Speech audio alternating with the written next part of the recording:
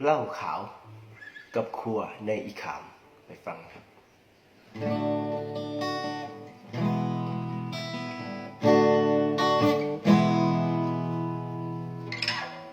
นี่ก็ดนแล้วเด้ที่เจ้าทิ้งไม้ไป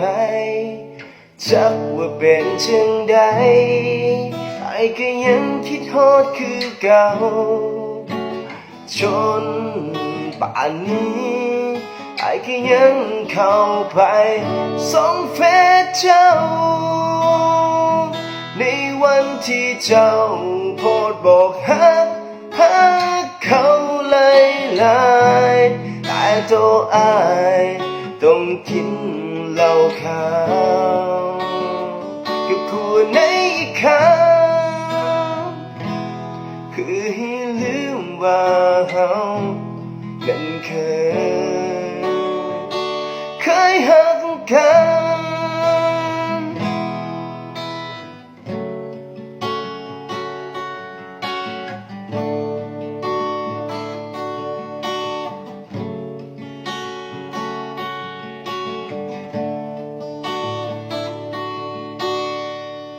ถึง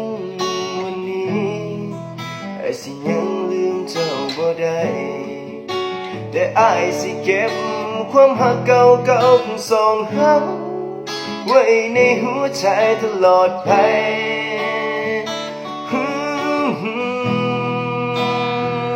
ในวันที่เจ้าโพสต์บอกฮักเขาหลายแต่โทษอ้ายต้องกินเหล้าขาวกับกูในอีกคำเพื่อให้ลืมว่าเฮานั้นเคยหักกันต่อจากนี้อ้ายสิเดินตามเส้นทางของอ้ายขอให้เจ้าโชคดีกับเส้นทางที่เจ้าเลือกเดินในวันที่เจ้าโปรดบอกฮักเขาหลายแต่โทษอ้ายต้องกินเหล้าขาวอยู่คู่ใน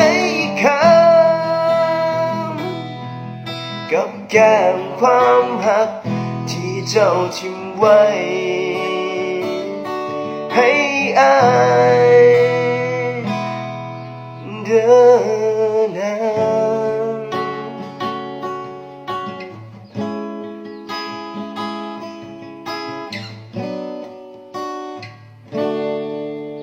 เหล้าขาวกับครัวในอีขามฝากนี้ด้วยครับ